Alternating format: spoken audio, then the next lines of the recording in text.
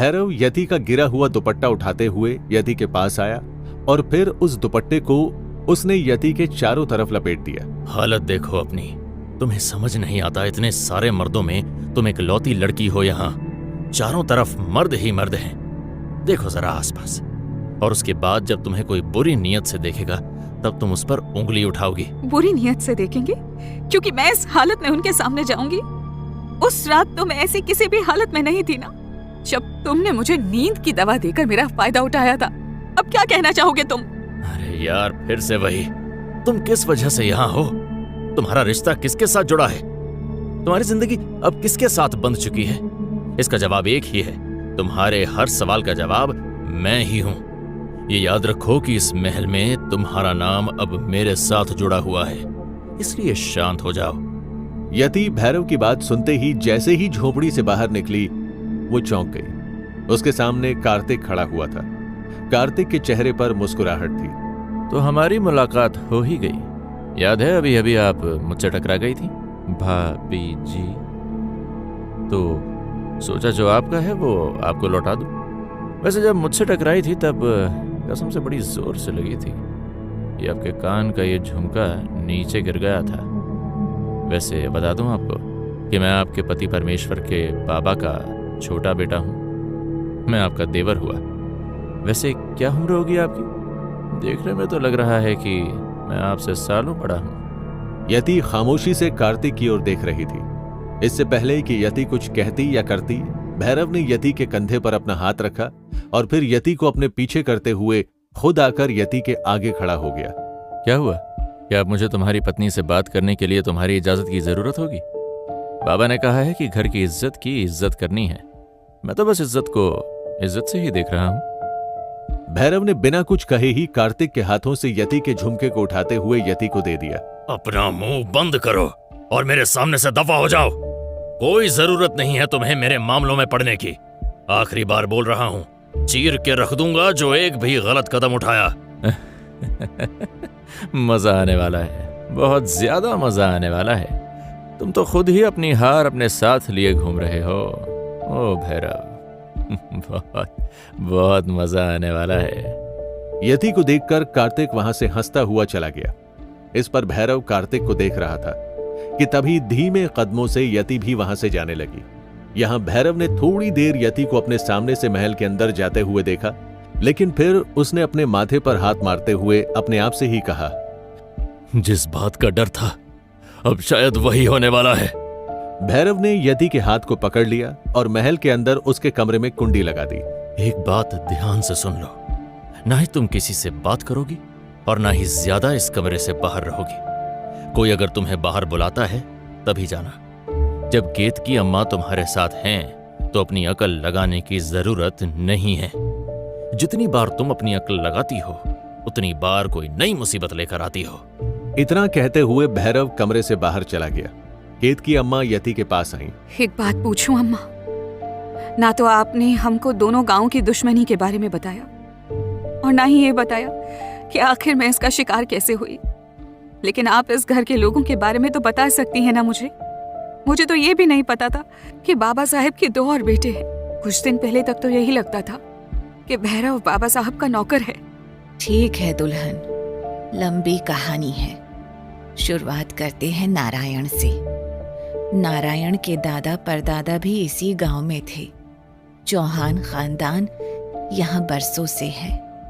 ऐसा समझ लो दुल्हन कि नारायण उन सबके जैसा नहीं है। उसके लिए रिश्ते नाते बहुत मायने रखते हैं। उसके लिए खून से बड़ा रिश्ता दिल का रिश्ता है।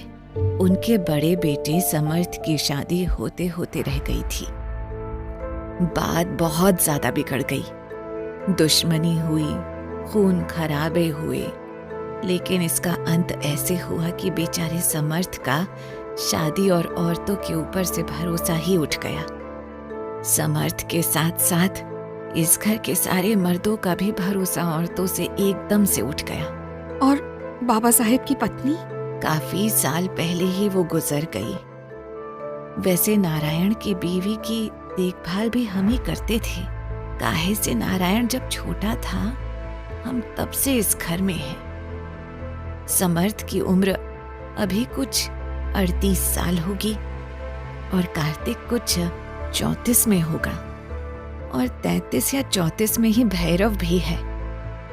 तो अब तुम सोच लो कि इस घर के मर्द कितने साल से बिन औरत के रह रहे होंगे। काहे से नारायण की पत्नी जब दुनिया छोड़कर गई ना, तब सारे ही बच्चे बहुत छोटे थे। नारायण ही सबको पाला है, मार के, डांट के, प्यार से, जैसे हो सकता था वैसे ही पाल पोस कर बड़ा किया। बाद में समर्थ को शराब की लत लग गई, वो चल भी नहीं पाता। कार्तिक बिगड़ैल है पर दिल का अच्छा है, किसी का नुकसान नहीं करता, लेकिन सनकी भी है। अब जवान खून है तो भटकता रहता है इधर उधर। जयंत कौन था अम्मा? वो जो मेरे कमरे में घुस आया था? उल्लू है उल्लू। गधों में जो सबसे गधा होता है ना, वो जयंत, नारायण के चचेरे भाई का बेटा। अब बचपन से इन्हीं लोगों के साथ पला बढ़ा है, तो यहीं उसका आना जाना है। पक्का लड़की बाज है। शराब पीना, जुआ खेलना, लड़कियां छेड़ना, ऐसे 1000 कांड एक दिन में तो कर ही देता है। कार्तिक से ऊकी बहुत बनती है। और भैरव? इस लड़के से तो घर भर परेशान है। बचपन से ही नारायण अगर उसको खड़ा रहने को बोले और बैठने को बोलना भूल जाए तो दिन रात खड़ा ही रहता था। बस इतना समझ लो कि उसकी जिंदगी सिर्फ और सिर्फ नारायण का हुक्म मानना है। जो नारायण कह दे बस वही करता है। नारायण का भरोसा सबसे ज्यादा भैरव पर है। यहाँ की पंचायत में जो भी फैसला लिया जाता है, उसकी देखभाल कार्तिक और समर्थ करते हैं। जैसे गांव के बाहर के काम दोनों देखते हैं, लेकिन नारायण अगर किसी को सजा सुना दे तो भैरव उस सजा को पूरा करवाता है।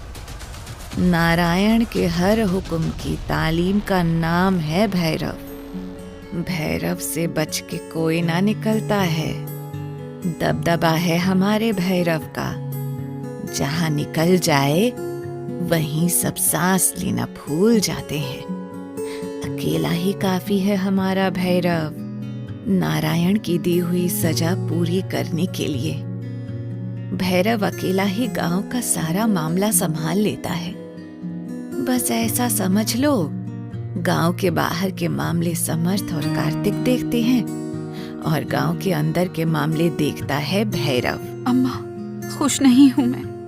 कैसे कहूं आपसे कि यहाँ हर दिन इज्जत का सौदा हो रहा है, हर दिन कुचला जा रहा है।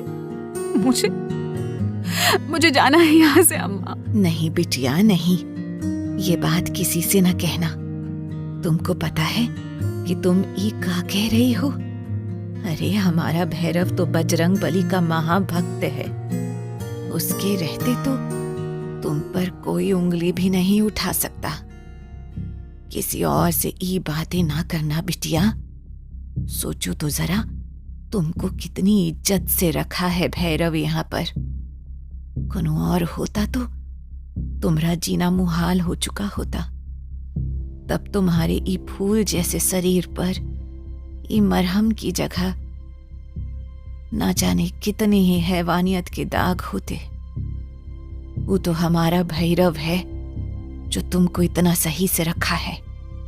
तुम्हारी बेहोशी के साथ तुम्हारा फायदा उठाए की जगह तुम्हारी सुरक्षा का ख्याल रखता था वो। इसीलिए जो दिखाई देता है ना बिटिया, उस पर भरोसा ना करना, बल्कि उस पर भरोसा करना जो सच है। और आंखें खोलकर सच को देखने की कोशिश करो।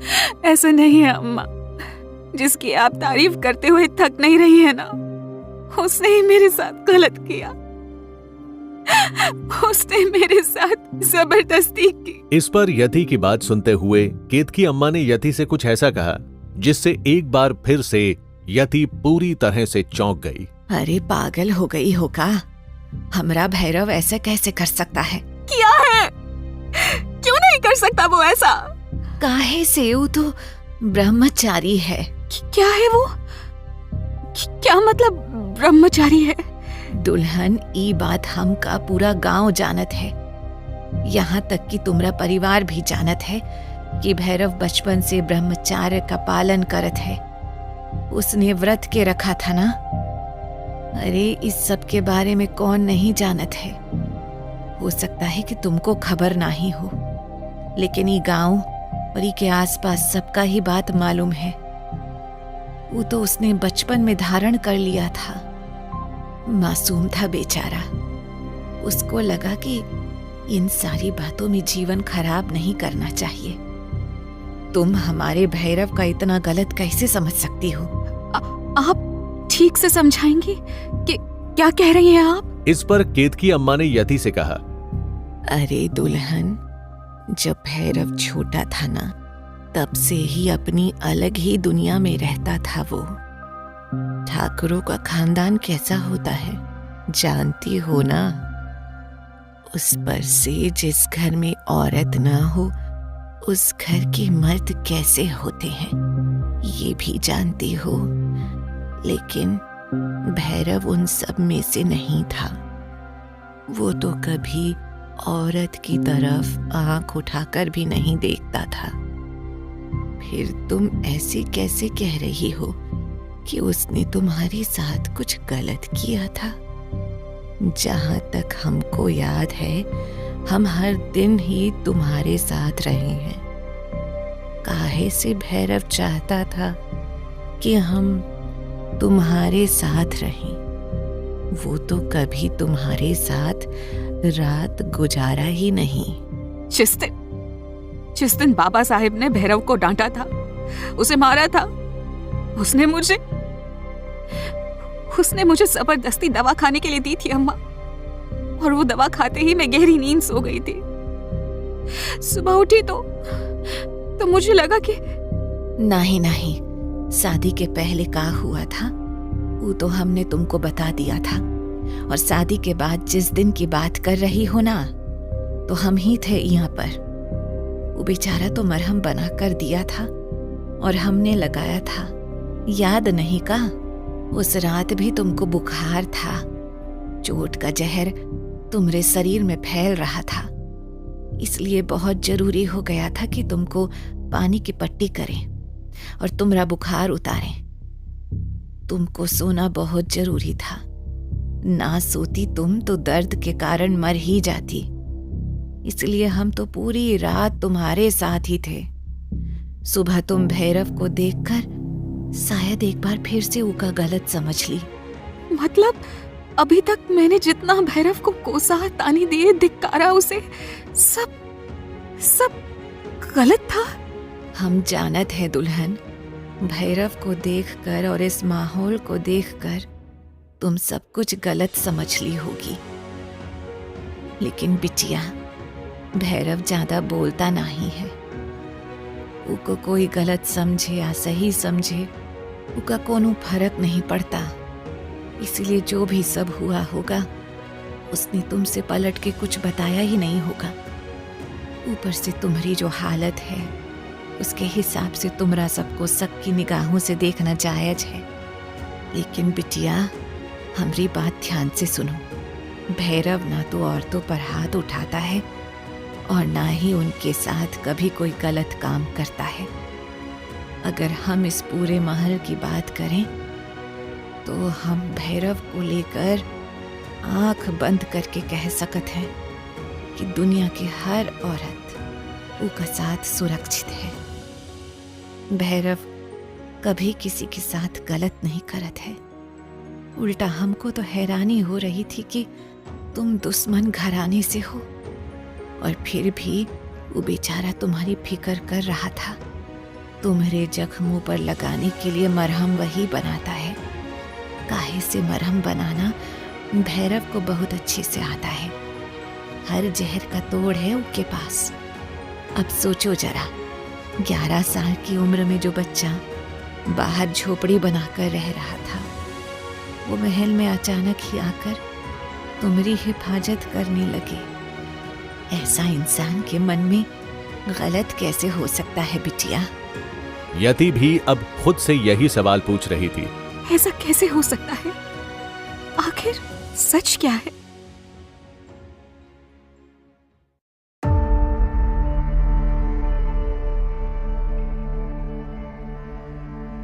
यति के सामने एक के बाद एक इस तरह से सच खुल रहे थे, वो अब सोच में पड़ने लगी थी। उस पर अब एक ऐसा सच खुला जिससे उसकी पूरी जिंदगी बदल कर रह गई थी। ब्रह्मचारी है, औरतों की इज्जत करता है, उन्हें हाथ नहीं लगाता, तो उसने मेरे साथ शादी क्यों की अम्मा? उसे पता था ना कि वो कैसा है और मैं कैसी हूं। आपने कहा कि वो 32-33 साल का है और मैं 23 साल की हूं। अम्मा, मैं उसके दुश्मन गांव की बेटी थी और उसने मुझसे शादी कर ली। हाँ, बस बिटिया बस, जिंदगी गुजारनी है तुमको यहाँ। कुछ सवालों के जवाब तुम्हारी इस अम्मा के पास नहीं है। कुछ सवाल वही हल कर सकता है। तुमको पता है दुल्हन, बंजर जमीन को जब तक पानी की नमी न मिले वो बंजर ही रहती है। वहाँ कांटे ही लगते हैं। जैसे जैसे प्यार से उन्हें सींचा जाता है ना, हरी भरी जमीन में बदल जाती है। उनमें लगने वाले कांटे भी फूल देने लगते हैं। हमका पूरा उम्मीद है बिटिया कि तुम सब ठीक कर दोगी। काहे से तुम्हारी दुश्मनी तो है ही नहीं किसी से। पूरा दिन बीत गया था और यति केतकी अम्मा की बातों को सोचती रही। जिस वजह से यति को शादी के लिए मजबूर किया गया था और जबरदस्ती उसकी शादी की गई थी, वो झूठी थी। शिकायत करूं तो किससे करूं? मैं अपनी पूरी जिंदगी यहीं बर्बाद नहीं होने दूंगी। जिस दुश्मनी के बारे में मुझे लोग बताना भी जरूरी नहीं समझ रहे हैं, मैं उसमें क्यों दोनों परिवारों के बीच एक ऐसी चाबी बन जाऊं जिसे घुमाकर लोग अपना फायदा निकालते हों। मैं यहां से भाग जाऊंगी, फिर यहाँ के लोग चाहे जो भी करें, मुझे उससे कुछ फर्क नहीं पड़ता। यति अपने आप से ही बड़बड़ाए जा रही थी कि तभी दरवाजे से आवाज आई। और अगर मैं कहूं कि यहाँ से भागने में मैं तुम्हारी मदद करूंगा तो? यति ने जब दरवाजे की ओर देखा तो पाया भैरव अपने कंधे पर बिस्तर लेकर खड़ा हुआ था। मैं तुम्हें यहाँ से भागने में मदद करूंगा। मुझे भी ये सिरदर्द नहीं चाहिए। बदले में तुम कभी भी यहाँ पाँव नहीं रखोगी, इस गांव में और न ही अपने गांव में। बोलो, मंजूर है? हाँ मंजूर है, लेकिन तुम मेरे लिए ये सब क्यों करोगे? तुम्हारे फालतू के सवालों में मुझे कोई दिलचस्पी नहीं है। तुम अपना फायदा देखो और मैं अपना फायदा देख लूंगा। तुम तो महल में रुकते नहीं हो ना, फिर आज ये बिस्तर लेकर यहाँ क्यों आ गए? काफी कुछ पता चल गया तुम्हें मेरे बारे में। और क्या क्या पता चला? यही कि तुम ब्रह्मचारी हो। फिर तो मुबारक हो, तुम्हें बाकी का सच भी पता चल गया होगा। क्या ये पता चला वो ब्रह्मचर्य व्रत जो मैंने किया था वो सिर्फ 26 साल तक का ही था और वो पूरा हो चुका है। तो तुम्हारी की हुई कोई भी होशियारी तुम पर ही भारी पड़ सकती है। और ये तो बताना कि खुद की बेवकूफ़ी पर थोड़ी शर्म भी आ रही है या नहीं? यति को अचानक से ही ध्यान आया कि उसने पंचायत में सबके सामने भैरव को लेकर क्या क्या कहा था और साथ ही मुंह दिखाई से ठीक पहले यति ने उसे थप्पड़ भी मारा था। याद आते ही यति ने आंखें मींचते हुए भैरव की ओर देखा। शादी क्यों की? जब तुम्हें अपनी जिंदगी में कोई औरत ही नहीं चाहिए थी और ना ही तुम बाकियों जैसे हो, तो तुमने शादी क्यों की? बकवास बंद करो। अगले 15 दिनों में हमारे गांव में चतुर्मास का मेला लगेगा। उसी वक्त मैं तुम्हें शहर छोड़ दूंगा, लेकिन तब तक अपना मुंह बंद करके इस घर के हिसाब से रहना होगा। सभी के साथ बेहद अच्छे से पेश आओ और अगर मन ना हो तो बिल्कुल शांत इसी कमरे में पड़ी रहना। अब सो जा चुपचाप। अगले दिन सुबह जब यति की आंख खुली तो भैरव कमरे में नहीं था। यति ने जैसे ही कमरे के बाहर पैर निकाला कि तभी तुमसे कहा था ना कि हमारी बात ना मानने का नतीजा बुरा होगा। तुम मजबूर कर दियो हमको कि तुम्हारे खिलाफ हमको कदम उठाना ही पड़ेगा। अब कहा था ना तुमको कि वापस पैर नहीं रखना उस झोपड़ी में। अब बस बहुत हुआ, बहुत कर ली तूने अपनी मनमानी भैरव। तूने तो हमारा मान ही नहीं रखा। तुमसे उम्मीद नहीं थी हमको ऐसी। अब गलती की है तो सजा तो भुगतनी पड़ेगी ना। बाबा साहेब ने गुस्से में अपने नौकरों को झोपड़ी की ओर इशारा करते हुए कहा, आग लगा दो झोपड़ी में। ना रहेगी झोपड़ी और ना ही जाएगा ही वापस।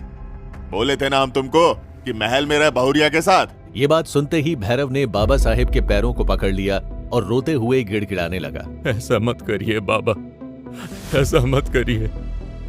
आप जानते हैं कि मेरे लिए वो झोपड़ी सिर्फ झोपड़ी नहीं, मेरा सब कुछ है।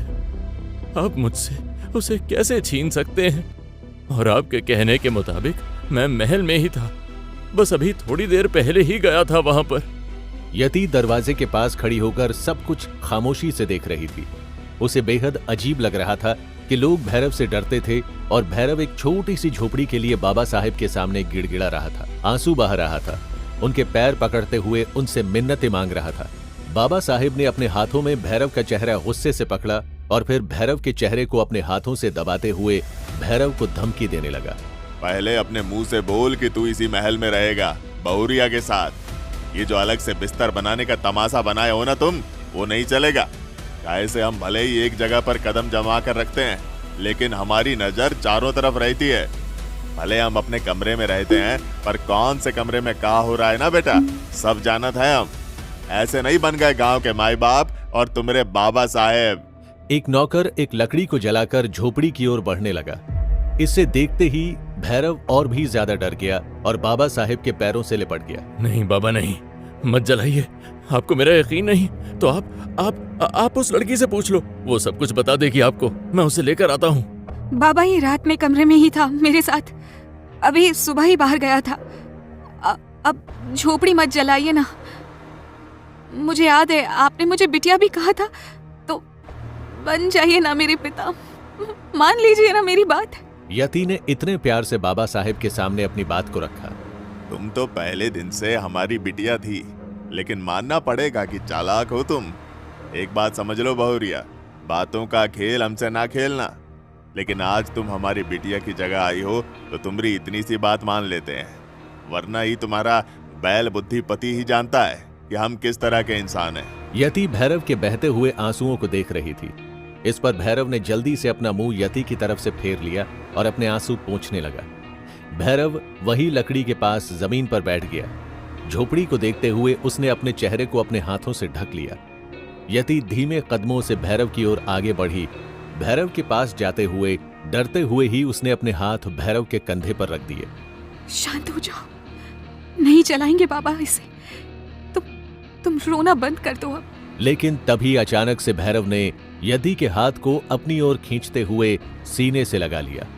यति के लिए यह कुछ ऐसा था कि 2 पल के लिए वो किसी बर्फ के पुतले की तरह जम गई थी। भैरव ने यति को कसकर अपनी बाहों में जकड़ा हुआ था। नजारा कुछ ऐसा था कि भैरव जमीन पर घुटने के बल बैठा हुआ था। यति का गला सूखने सा लगा था। उसे महसूस हुआ कि मानो उसकी सांसों का चलना बंद हो गया हो। उसकी धड़कनों में आज एक ऐसी हलचल थी जिसे उसने पहले कभी महसूस नहीं किया था। यति भैरव की बाहों में इस तरह जकड़ गई थी। तब भैरव ने खुद को संभालते हुए यति को खुद से अलग किया और अपने आंसू पोंछने लगा।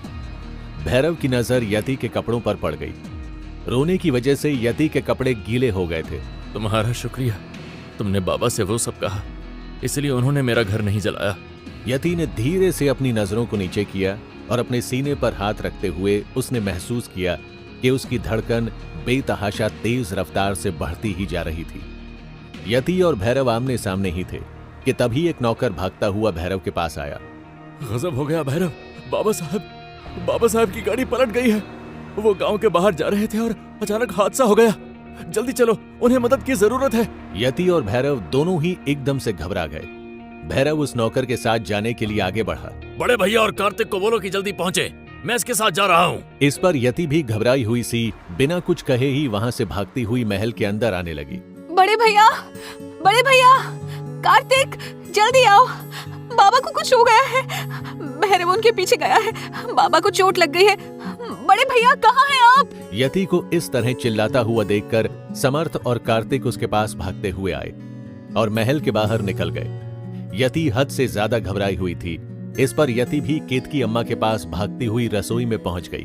अम्मा आपको पता है अभी क्या हुआ? इससे पहले कि यति केतकी अम्मा से कुछ भी कहती कि तभी एक और नौकर भागता हुआ रसोई में आया।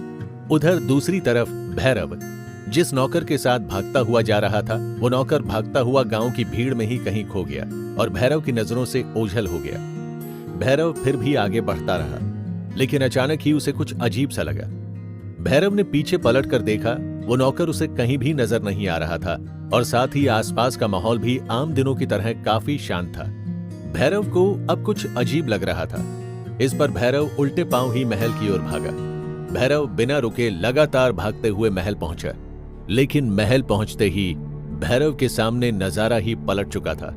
केतकी अम्मा महल के फर्श पर खून से लथपथ पड़ी हुई थी और उनके सीने पर चाकू घोंपा हुआ था।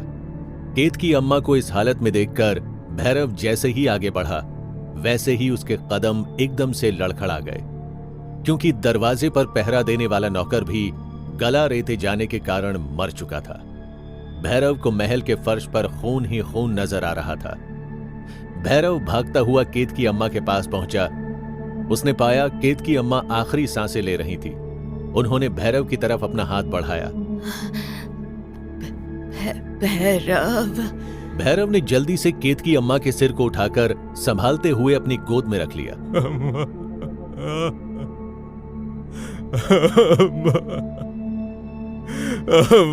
किसने किया ये? केतकी अम्मा ने भैरव को पास बुलाते हुए उसके कान में अपनी लड़खड़ाती जुबान से कहने लगी, दुल्हन का बचाव, वो लोग उका मार देंगे। जंगल